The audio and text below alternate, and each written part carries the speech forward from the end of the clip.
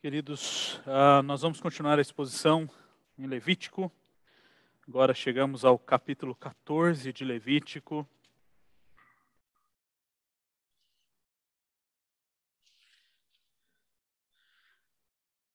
Mais um dos longos capítulos de Levítico. Semana passada vimos aí os nossos 59 versos, hoje um pouquinho menor, 57.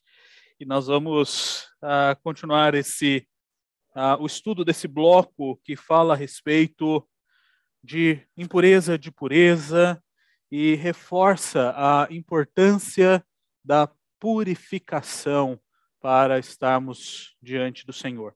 Então, eu quero convidá-los, nós vamos ler os primeiros versos desse texto, até o verso de número 13. Levítico capítulo 14, do verso 1 até o verso de número 13. A palavra do Senhor nos diz assim: o Senhor disse a Moisés: esta será a lei a respeito do leproso no dia da sua purificação. O leproso será levado ao sacerdote, e esse sairá fora do arraial e o examinará. Se a praga da lepra estiver curada, o sacerdote mandará trazer para aquele que se houver de purificar duas aves vivas e puras, madeira de cedro, pano de escarlate e isopo. O sacerdote mandará que se mate uma das aves num vaso de barro sobre águas correntes. Depois, o sacerdote pegará a ave que ficou viva, a madeira de cedro, o pano escarlate e o isopo, e os molhará no sangue da ave que foi morta sobre as águas correntes, e aspergirá 7 vezes sobre aquele que há de purificar-se da lepra. Então o declarará puro e soltará a ave que ficou viva para o campo aberto. Aquele que tem de se purificar lavará as suas roupas, rapará todos os seus pelos, se banhará com água e estará puro. Depois entrará no arraial, porém ficará fora da sua tenda por 7 dias. No 7º dia, rapará todo o seu cabelo, a cabeça, a barba e as sobrancelhas. Rapará todos os pelos, lavará as suas roupas, banhará o seu corpo com água e estará puro. No 8º dia, pegará 2 cordeiros sem defeito, uma cordeira sem defeito de 1 ano, 6 litros da melhor farinha para oferta de cereais, amassada com azeite, e separadamente 1 copo de azeite. O sacerdote que faz a purificação apresentará o homem que houver de purificar-se e estas coisas diante do Senhor, à porta da tenda do encontro. Pegará um dos cordeiros e o oferecerá por oferta pela culpa, juntamente com o copo de azeite, e os moverá por oferta movida diante do Senhor. Depois matará o cordeiro no lugar onde são mortos os animais da oferta pelo pecado e do holocausto, no lugar santo. Porque tanto a oferta pela culpa como a oferta pelo pecado são para o sacerdote, são coisas santíssimas. Vamos orar mais uma vez? Senhor, nós te agradecemos, pois o Senhor graciosamente nos dá a tua palavra, e na tua palavra nós vemos a lei, nós temos a lei, nós temos aquilo que precisamos saber para vivermos segundo a tua vontade, mas também temos a graça. E como o Senhor graciosamente provê todas as coisas e cuida de nós e cuida de todas as coisas. Nesse momento, nós clamamos a Ti, mais uma vez, a Tua misericórdia. E que como igreja possamos aprender da Tua palavra, possamos aplicar a Tua palavra e possamos viver a Tua palavra. Essa é a oração que fazemos, Senhor. Em nome do Teu Filho amado Jesus Cristo. Amém. Amém. Queridos, quando nós nos deparamos com o capítulo anterior, o capítulo de número 13, no domingo passado, nós vimos ali uma série de análises e exames sendo feitos naqueles que tinham doenças, né? E vários sintomas de doenças de pele, mofos nas suas roupas, e vimos ali o sacerdote apenas fazendo e cumprindo a sua função de separar o puro do impuro e declarando aquilo que era impuro. E talvez se parássemos no capítulo 13, seria algo extremamente difícil e ruim. Porque ali nós vemos simplesmente esses dois opostos sendo apresentados, mas nós não vemos a solução sendo apresentada para a questão da situação do mundo caído, das doenças e daquilo que nos afasta de Deus e nos torna impuro. E agora nós nos deparamos com o capítulo de número 14. E no capítulo de número 14 nós vemos a graça de Deus sendo abundante na vida daquele que havia sido considerado impuro. E como, por meio do sistema sacrificial que Deus estava estabelecendo, aquele homem ou aquela pessoa poderia então voltar à comunhão. Estava fora da comunhão, ele fora declarado impuro pelo sacerdote, e agora ele precisaria entrar novamente na presença de Deus. E nós vimos até aqui que para entrar na presença de Deus, para estar na presença de Deus, é necessário ser puro. Impureza não se encontra na presença de Deus. E o seu povo deveria ser puro ritualmente e espiritualmente. Vimos que hoje o ritual já não nos purifica mais. Nós não precisamos mais do ritual. Mas também chegamos à conclusão, estudando Levítico, que todos nós somos espiritualmente impuros. Porque todos nós pecamos e todos carecem da glória de Deus.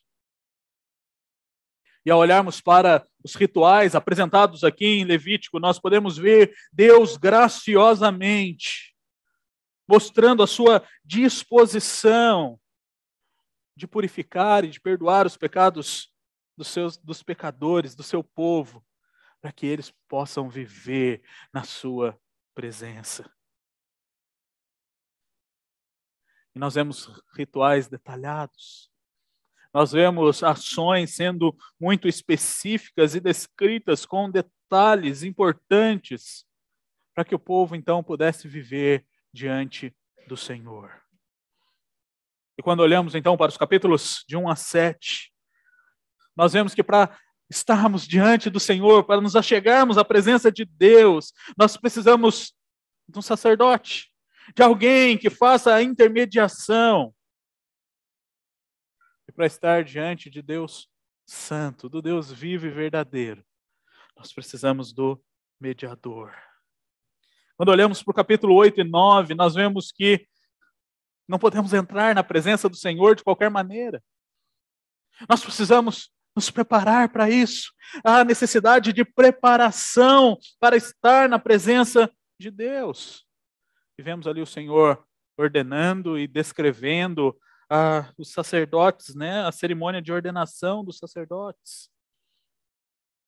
Quando chegamos no capítulo 10, nós vemos que o Deus que servimos não é um Deus que está de brincadeira. Ele leva a sério todo esse ritual. E ali nós vemos na morte de Nadab e Abiú por desobedecerem a lei de Deus. Como Deus, diante da sua santidade, exigiu obediência.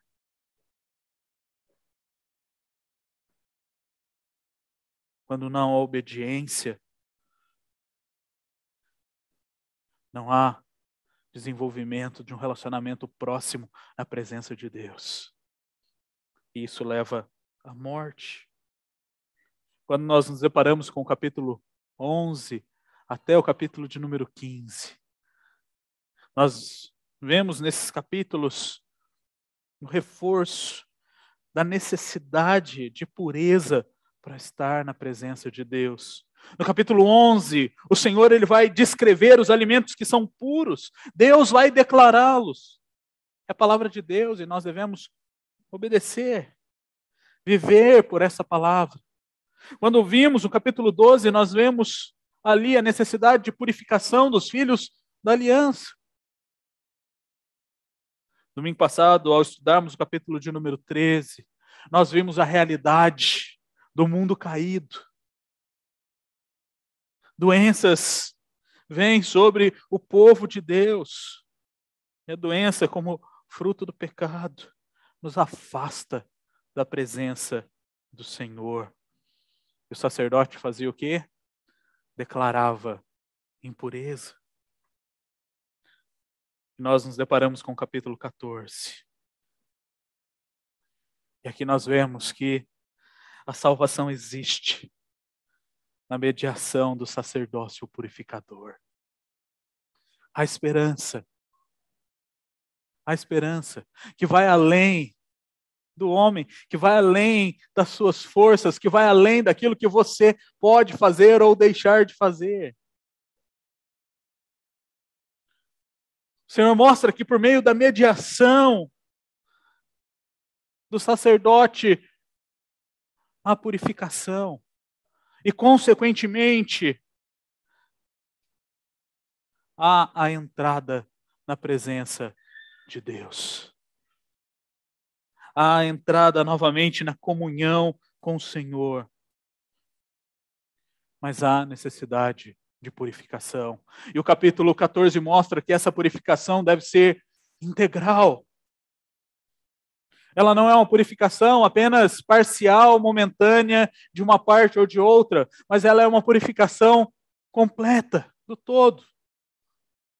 E o texto então começa mostrando que essa purificação ela vai passar pelo ritual. Como então que este que havia sido declarado impuro pode voltar à presença de Deus? E nesse manual do sistema sacrificial estabelecido por Deus, ele vai descrever os procedimentos sacerdotais para a purificação dessa pessoa que foi declarada impura por causa dessa doença de pele, que nós vimos no domingo passado, que é muito mais amplo do que simplesmente aquilo que nós conhecemos como lepra. E ao olharmos para esse sistema, ao olharmos para esses versos iniciais, do verso 2 até o verso de número 7 em diante, nós vemos que o impuro precisaria passar pela purificação. E esse discurso, que começa no verso 1, dizendo, o Senhor disse a Moisés, ele mostra que o leproso, no dia da sua purificação, ele vai ser levado então ao sacerdote. Lembram que essa era uma das funções do sacerdote, descrita lá no capítulo 10. Ele declararia o que era santo e profano, o que era puro e impuro, e ele ensinaria as leis de Deus para o povo. Só que aqui nós vemos nesse ritual da purificação alguns passos que vão se diferir daqueles processos que vimos lá nos primeiros capítulos de Levítico. Aqui, aquele que era considerado impuro, ele não iria até a tenda do tabernáculo e ofereceria então o seu sacrifício. Porque ele estava fora do arraial e ele não poderia entrar, ele não poderia estar no meio das pessoas para que ele não as contaminasse. E nós vemos então que o sacerdote deveria examinar esta pessoa fora do acampamento, fora do convívio da comunidade onde ela já se encontrava. E ao fazer este exame, então, se o sacerdote chegasse à conclusão que aquela pessoa estava apta para voltar e ser reconstituída a vida no meio do povo, ele então declarava a aptidão dela e ele fazia o rito da purificação.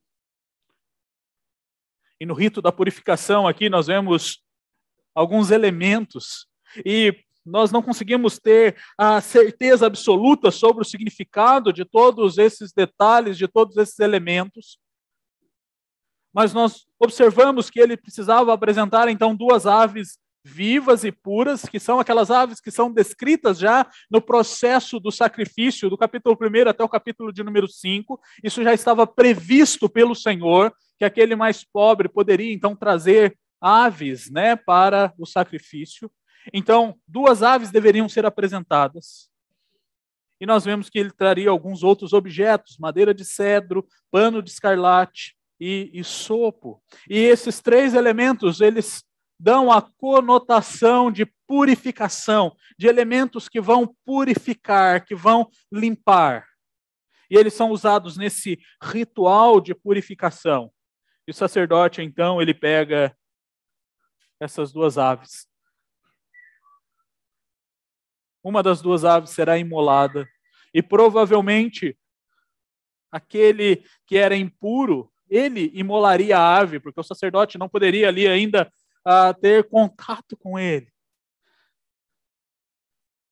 E todos os outros elementos e a ave viva seriam colocados nessa mistura de sangue com água corrente. E depois esses elementos seriam utilizados para aspergir sobre aquele considerado impuro por 7 vezes. É interessante que o termo, e a expressão 7, o número 7, vai aparecer aqui no capítulo 13 e no capítulo 14, muitas vezes. Como vimos semana passada, ele tinha que ficar 7 dias, depois mais 7 dias, e o processo 7, 7, 7 vem se repetindo. E quando olhamos para esse número vai mostrar algo completo, algo perfeito, algo que vai chegar, então, ao seu ápice. E ele precisava, então,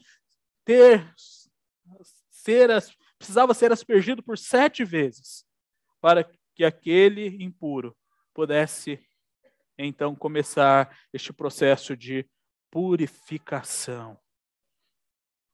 E a ave que permaneceria viva, o texto diz que ela seria, então, livre, ela seria solta no campo, como sinal da expiação. Ainda não chegamos para o ímpar de quem vai expor o capítulo 16, né? Vamos chegar da escala 15 ao próximo, 16. O senhor fica aí com a voz ruim.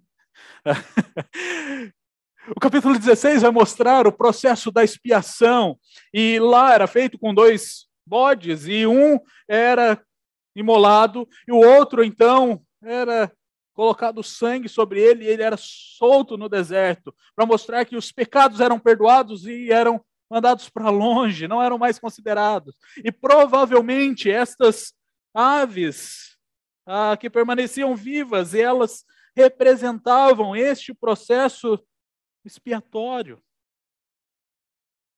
E ao ser solto, então, no campo, assim como o bode expiatório era solto no deserto, eles então ilustravam todo esse sentido do ritual, do pecado sendo perdoado, da libertação que vinha por meio do derramamento do sangue.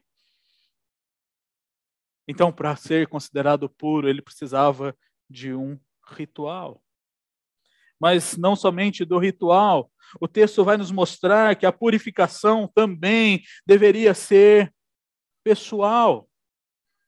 Depois de fazer esse primeiro passo em rumo à presença de Deus, em rumo ao viver comunitário na presença do Senhor, aquela pessoa, ela deveria então, para se purificar, lavar as suas roupas, rapar todos os pelos e se banhar com água, para que então estivesse pura. No capítulo 13, nós vimos que estas eram algumas das características quando o sacerdote iria considerar aquela pessoa pura e impura. Ele iria notar a pele, aquilo que estava na pele, na superfície da pele, então se tinha alguma alergia, algum pus, alguma mancha, algum hematoma, alguma úlcera, e ele veria também os pelos, se havia alguma mudança de cor nos pelos. E aqui, quando nós olhamos para o processo de purificação pessoal, aquele que era considerado impuro, ele precisava então se limpar. Ele precisava tomar um banho, ele precisava lavar as suas roupas, ele precisava raspar os seus pelos para mostrar que ele estava limpo. Que ele estava limpo. E a purificação, então, vai passar durante esses dias ainda fora da tenda, ele não poderia entrar em casa. E ele tinha que ficar, então, 7 dias aguardando fora da sua tenda, para que no 8º dia ele então pudesse fazer o ritual e a oferta da purificação, e para que então pudesse ser readmitido a comunhão do povo. É interessante quando nós olhamos para esta ação descrita no verso de número 9, que ao 7º dia, então, ele iria rapar todo o cabelo da cabeça, a barba, as sobrancelhas. Nós vemos aqui um aspecto excepcional, pois quando olhamos para a Escritura, e vamos ver lá no capítulo 19 de Levítico, os hebreus, eles não deveriam cortar o cabelo nas laterais de suas cabeças ou suas barbas. Era uma ordem que o Senhor havia dado. Mas aqui nós vemos uma exceção à regra, que quando então considerado impuro, para se mostrar puro diante do Senhor, para mostrar que não havia mais nenhuma impureza, ele então deveria raspar todos os pelos, deveria se banhar e deveria lavar a sua roupa para que não restasse nada da impureza que havia antes. Então a purificação, ela era feita por meio de um ritual, ela deveria ser feita por meio do indivíduo. O indivíduo pessoalmente deveria fazer este processo de se purificar. Mas nós vemos a maior parte desse texto falando sobre a oferta que era oferecida ao Senhor, para mostrar que, para que o processo de purificação fosse completo, haveria necessidade do derramamento do sangue do Cordeiro, para que então aquela pessoa fosse readmitida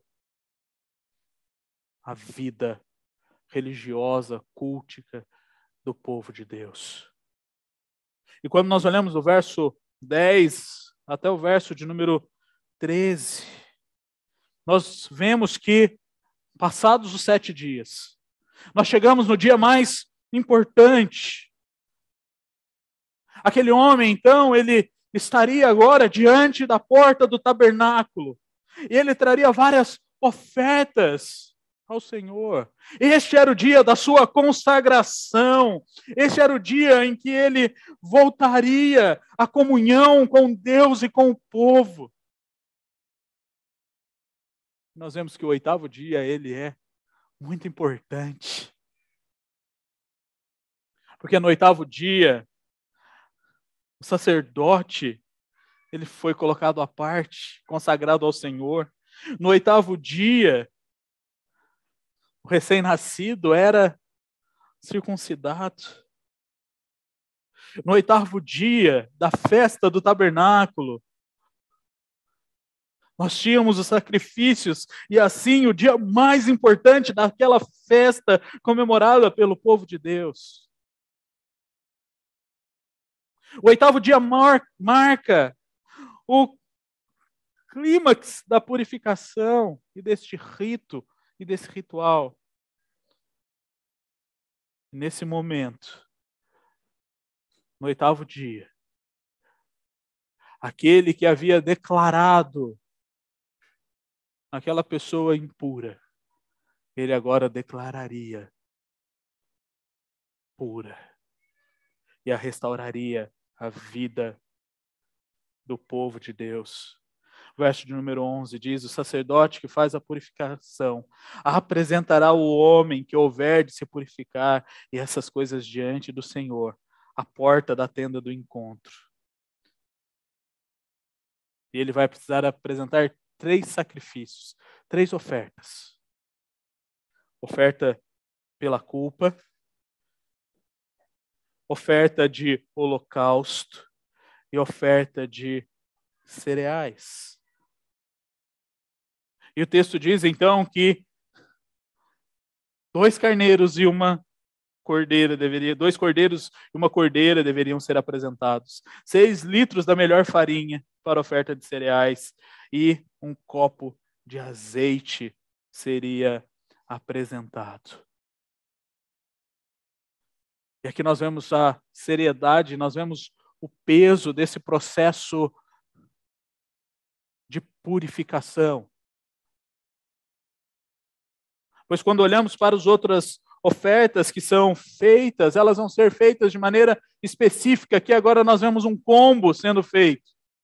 3 ofertas sendo apresentadas ao Senhor, para que aquele impuro pudesse se tornar puro. E a partir do verso de número 14, nós vamos ver como esse processo, então, seria realizado pelo sacerdote. E vemos que o sacerdote, então, verso de número 14, ele vai, depois de ter imolado o cordeiro no lugar santo, ele pegará o sangue pela oferta pela culpa e porá sobre a ponta da orelha direita, e depois sobre o polegar da sua mão direita e sobre o polegar do seu pé direito. E também pegará o azeite e derramará um pouco na palma da sua própria mão esquerda e molhará o dedo direito, a mão da mão esquerda.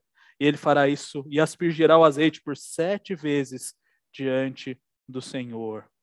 No ritual agora da purificação, o sangue ele seria colocado nas extremidades, e as extremidades da pessoa simbolizavam a sua completude. Então ele colocava o sangue do cordeiro nas extremidades, para mostrar que ela integralmente estava sendo purificada. E a mesma coisa era feita com o óleo, era colocado sobre a pessoa 7 vezes para mostrar a restauração completa. E ao final era colocado sobre a cabeça, verso 18 diz que era derramado sobre a cabeça, mostrando que aquela pessoa como um todo estava sendo purificada ao Senhor.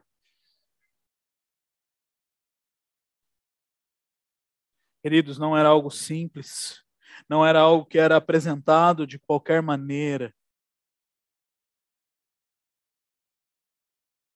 Aqueles sacrifícios eram realizados pelo sacerdote, representando a outra pessoa, como mediador, como alguém que se colocou diante do impuro e diante de Deus, e o representou diante do Senhor, e ao oferecer esses sacrifícios, aquele homem então poderia ser totalmente restaurado à comunhão com o povo, à comunhão com Deus, e poderia voltar à comunhão no tabernáculo. Mas pastor, quanta coisa! Quantos itens essa pessoa precisava trazer? Assim como nas outras ofertas descritas no capítulo 4, 5, 1 e 2, o Senhor graciosamente também cuida daqueles que não tinham condições. E quando nós olhamos lá para o verso de número 21, ele diz assim: se for pobre e as suas posses não lhe permitirem trazer tanto, pegará um cordeiro para oferta pela culpa, como oferta movida para fazer a expiação por ele. E 2 litros da melhor farinha amassada com azeite para oferta de cereais. E um copo de azeite. 2 rolinhas ou 2 pombinhos, segundo as suas posses, dos quais um será para oferta pelo pecado e o outro para holocausto. O verso 21 nos mostra algo interessante. Que independente da situação financeira, o cordeiro deveria ser sacrificado. A quantidade muda. Os outros 2 são trocados pelas pombinhas ou rolinhas, de acordo com a sua posse. Mas o verso 21 diz que um cordeiro precisaria ser apresentado para que a pessoa pudesse ser restaurada.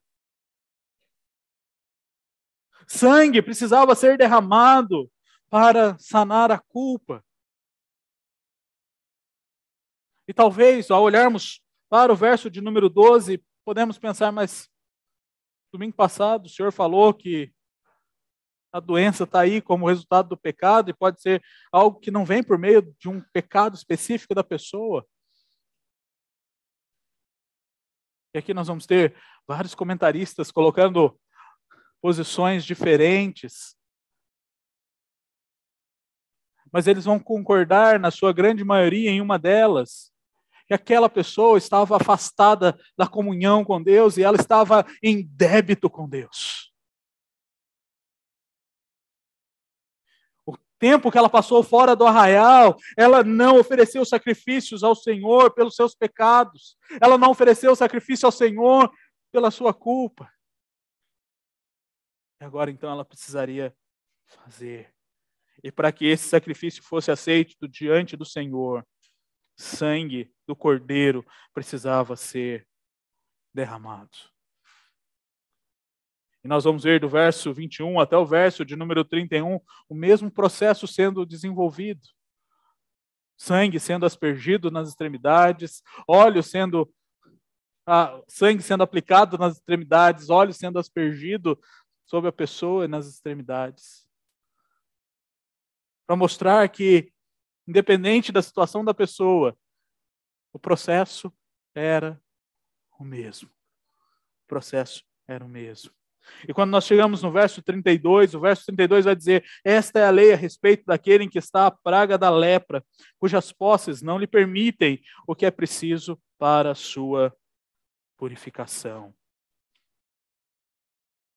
Queridos, o primeiro passo ocorria fora do acampamento, envolvia 2 pássaros, madeira de cedro,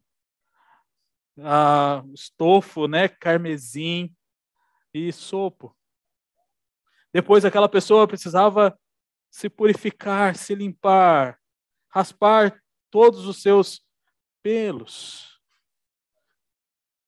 E então chegar diante do tabernáculo e oferecer sacrifícios. O sacerdote então intermediaria. Hoje nós não precisamos mais fazer isso. Mas alguns itens continuam sendo importantes. Para que a nossa purificação ocorra, nós ainda precisamos do sangue do Cordeiro. Nós lemos esse texto na semana passada, e volto a ele de novo, Mateus capítulo 8, verso de 1 a 4. Quando Jesus desceu do monte, grandes multidões o seguiram. E eis que um leproso aproximou-se e o adorou, dizendo: Senhor, se quiser, pode me purificar. E Jesus, estendendo a mão, tocou nele, dizendo: quero sim, fique limpo. E no mesmo instante, ele ficou limpo de sua lepra. Então Jesus lhe disse: olhe, não conte isso a ninguém, mas vá, apresente-se ao sacerdote e faça a oferta que Moisés ordenou para servir de testemunho ao povo. Aquele homem, ele foi ao templo fazer todo aquele processo descrito aqui no capítulo 14. Mas quem o purificou e quem o limpou foi o próprio Cristo. Depois da sua morte e da sua ressurreição, esses rituais eles se tornaram obsoletos. Porque todas as ofertas se encontram na oferta de Cristo naquela cruz. Então hoje você não precisa criar aves, criar cordeiros, para ter ali um backup, caso você seja considerado impuro. Você não precisa mais disso.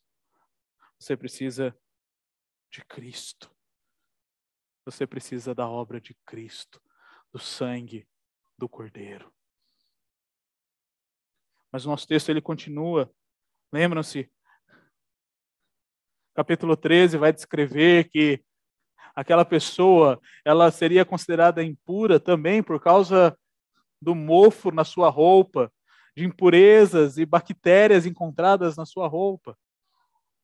E ele vai falar a partir do verso de número 33 sobre mofos encontrados na casa, mostrando que a casa também deveria ser purificada.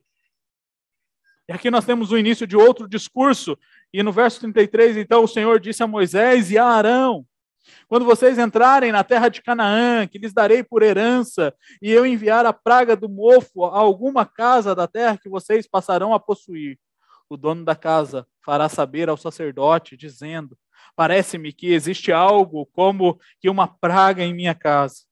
E o sacerdote ordenará que se esvazie a casa, antes que venha para examinar a praga, para que não seja contaminado tudo o que está na casa.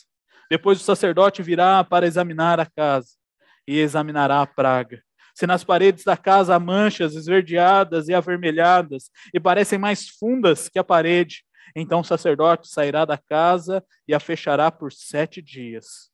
No 7º dia o sacerdote voltará e examinará a casa, e se notar que a praga se alastrou nas paredes da casa, ele ordenará que arranquem as pedras em que estiver a praga e que as lancem fora da cidade, no lugar impuro. E fará raspar a casa por dentro, ao redor, e o pó que houverem raspado lançarão fora da cidade, num lugar impuro. Depois pegarão outras pedras e as colocarão no lugar das primeiras e rebocarão a casa com outra argamassa. Aqui é uma lei para o futuro. Eles viviam em tendas. E quando entrassem na terra de Canaã, eles passariam a viver em casas. E eles deveriam cuidar das suas casas. Eles deveriam zelar pelas suas casas, porque a casa poderia fazer deles impuros para adoração ao Senhor, assim como as suas vestes.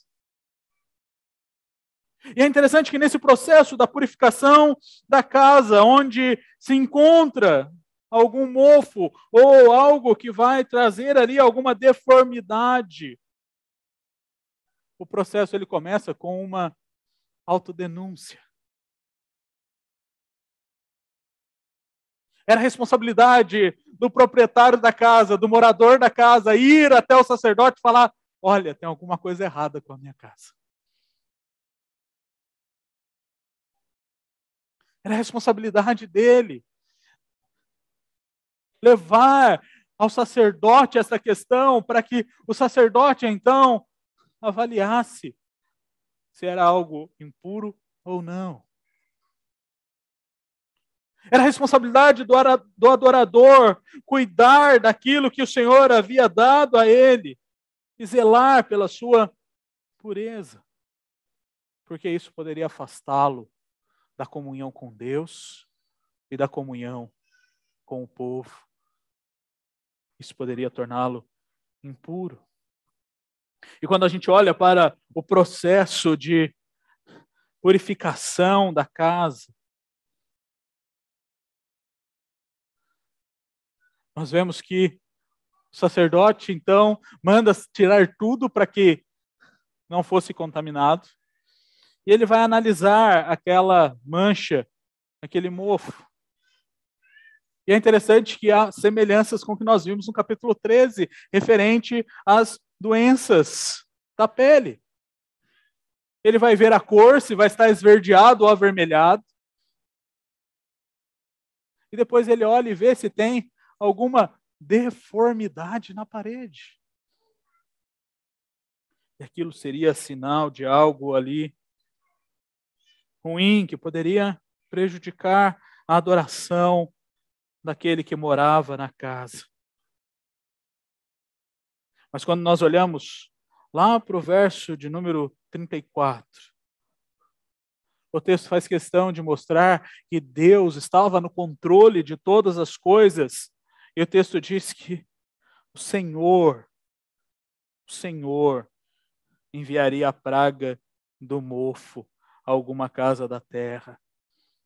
O Senhor faria.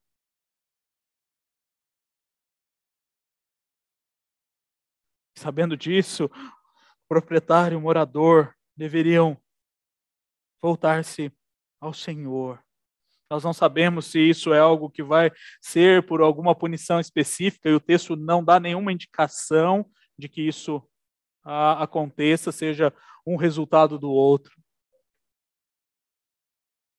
Mas nós vemos que aquilo tinha a finalidade de levar o adorador de volta ao Senhor e recorrer ao Senhor para que a sua casa, então, fosse purificada. Mas quando a gente olha para o processo de purificação da casa, ele vai diferir do processo de purificação do homem. O texto vai dizer assim: para purificar a casa, pegará 2 aves, madeira de cedro, pano escarlate e isopo. E matará uma ave no vaso de barro sobre águas correntes. Depois pegará a madeira do cedro, o isopo, o pano escarlate e a ave que ficou viva, e os molhará no sangue da ave que foi morta e nas águas correntes, e aspergirá a casa 7 vezes. Assim purificará aquela casa com o sangue da ave, com as águas correntes, e com a ave que ficou viva, com a madeira de cedro, com o isopo e com o pano escarlate. Então soltará a ave que ficou viva para fora da cidade, para o campo aberto. Assim fará expiação pela casa, e a casa ficará pura.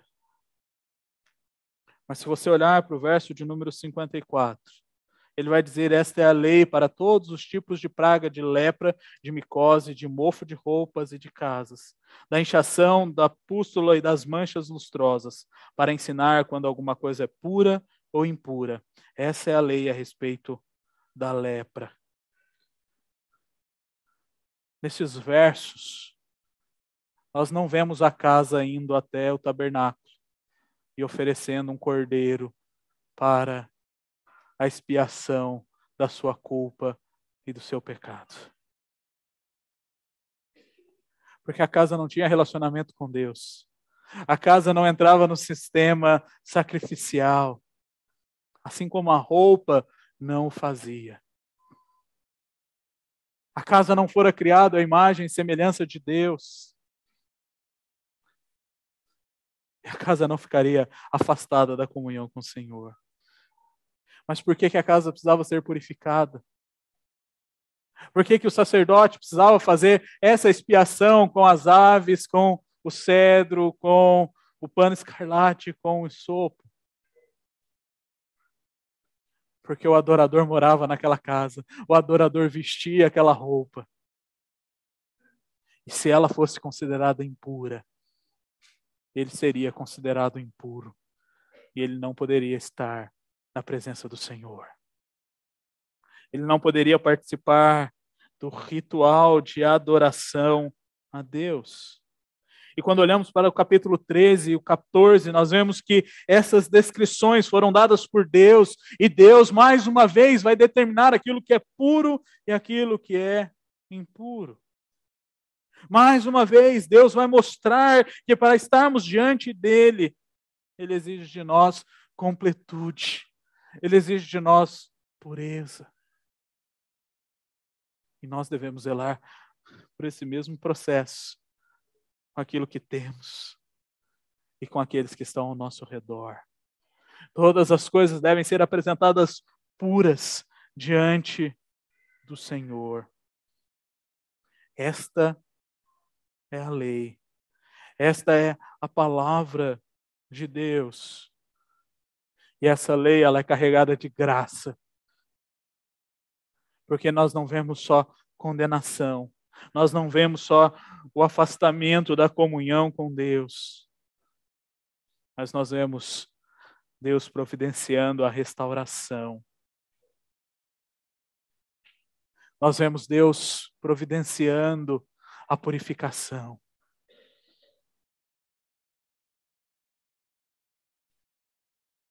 Nós precisamos voltar os nossos olhos para Deus.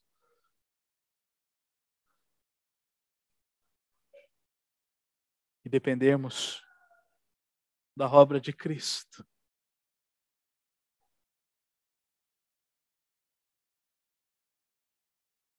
Nós precisamos depender da obra de Cristo, porque Cristo é quem nos limpa, porque Cristo é quem nos purifica, porque Cristo alivia o fardo. O mais importante, porque Cristo é o Cordeiro enviado por Deus para derramar o seu sangue em nosso lugar. E por meio do sangue do Cordeiro, nós somos restaurados à comunhão com Deus. Por meio do sangue do Cordeiro, nós somos salvos. Por meio do sangue do Cordeiro, os nossos pecados são perdoados. Não dependemos mais do processo ritual, nós não dependemos mais de um sacerdote humano, mas nós dependemos do sumo sacerdote, que deu a sua vida por nós, para que nós tivéssemos acesso à presença do Senhor, para que nós tivéssemos acesso à comunhão com Deus. O que nós devemos fazer então? Primeiro, diante da realidade da queda, diante das circunstâncias causadas pela entrada do pecado no mundo, das doenças, dos mofos, diante da impureza e do pecado, a esperança. E a esperança tem nome: Jesus. A sua esperança não se encontra no tempo em que você fica na igreja. A sua esperança não se encontra no tempo em que você usa para ler a Bíblia e para orar. A sua esperança não se encontra na sua capacidade financeira e de contribuição e de ações sociais. A sua esperança deve se encontrar apenas em Cristo Jesus. Porque Ele é o Cordeiro de Deus que tira o pecado do mundo.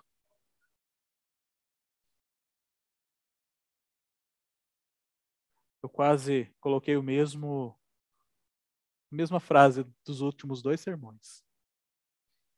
Eu falei, não, vou mudar hoje. Mas a verdade por trás dela é a mesma. Você precisa entregar a sua vida a Cristo.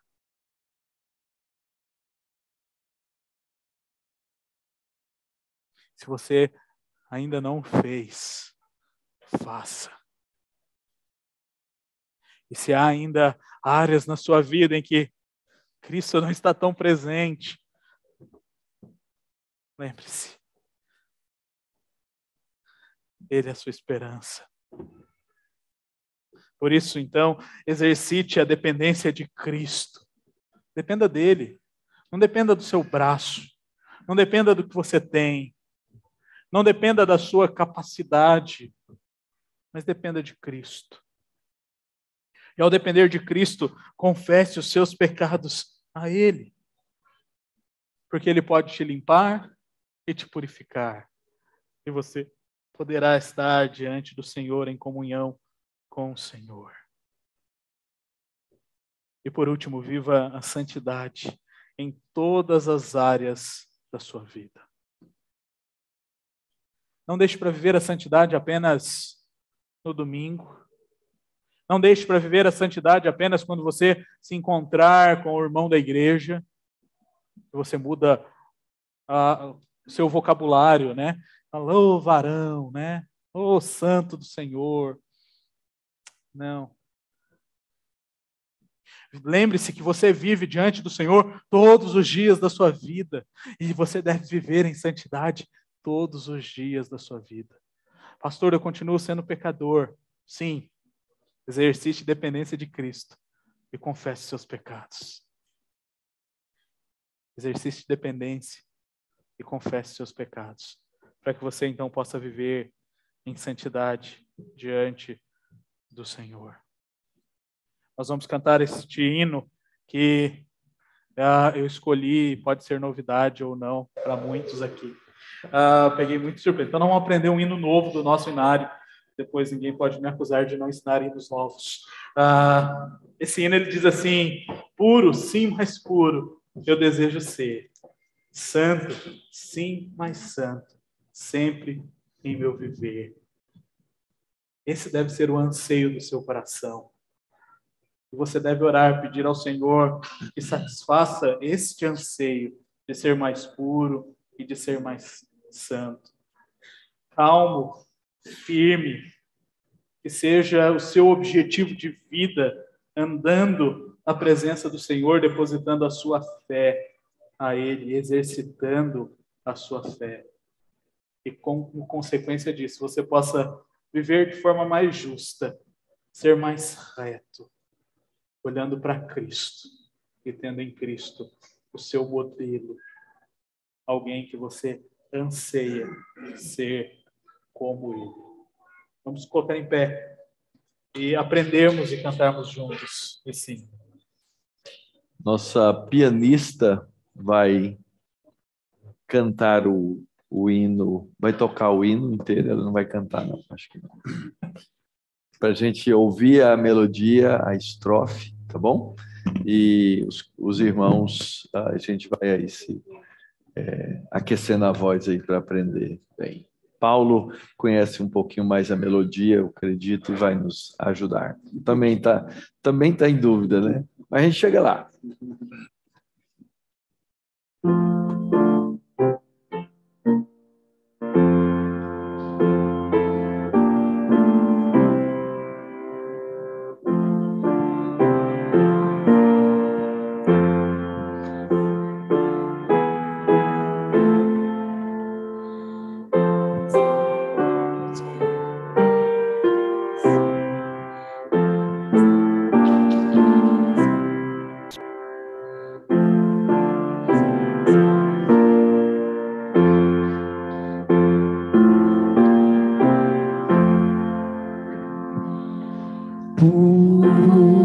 Sim, mais puro, eu desejo ser. Santo, sim, mais santo, sempre meu viver. Ó Senhor, te peço nesta oração, satisfaz o anseio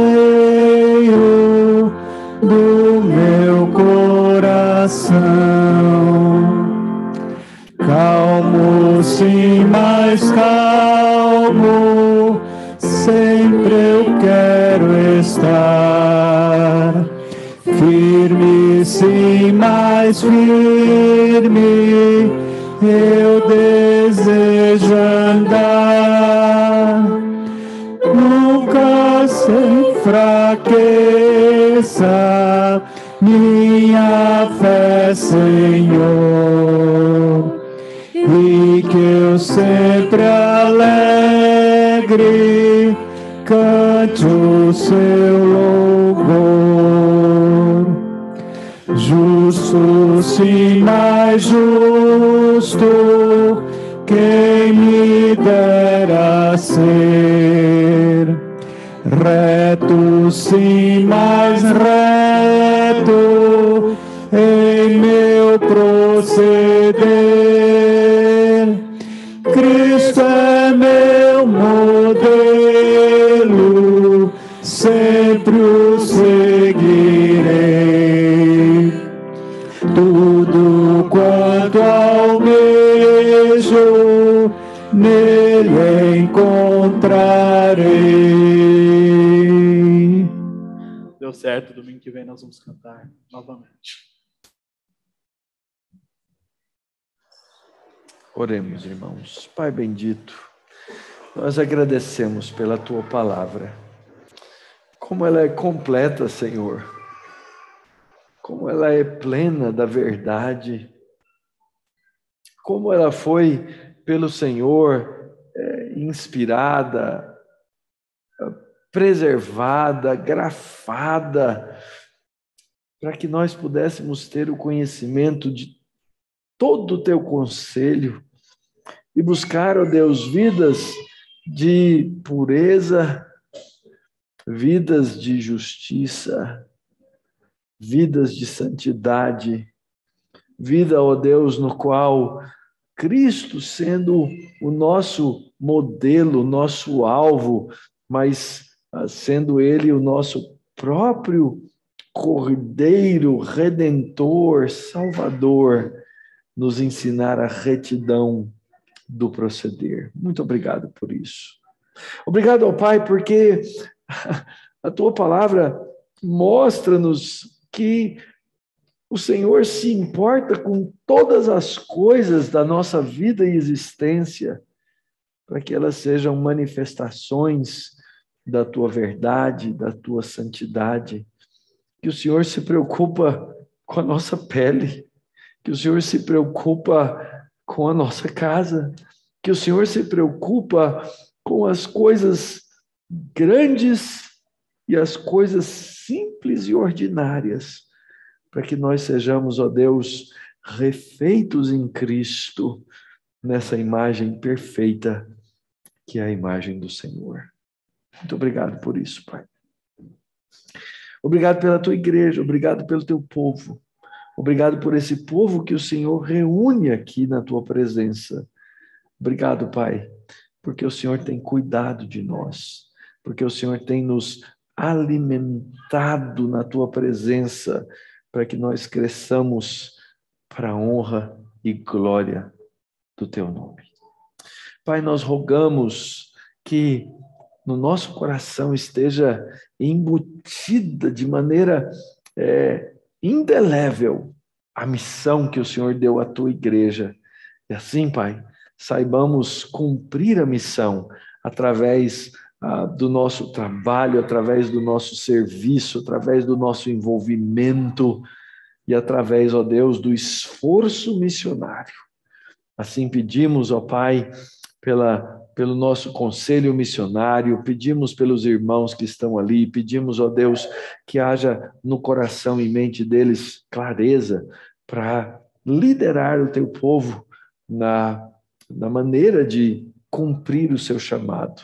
Abençoa nossos irmãos missionários, o reverendo Henrique Machado, a Shirley, abençoa o Edu no seu trabalho, ó Deus, aqui, dá-nos graça, sabedoria, misericórdia.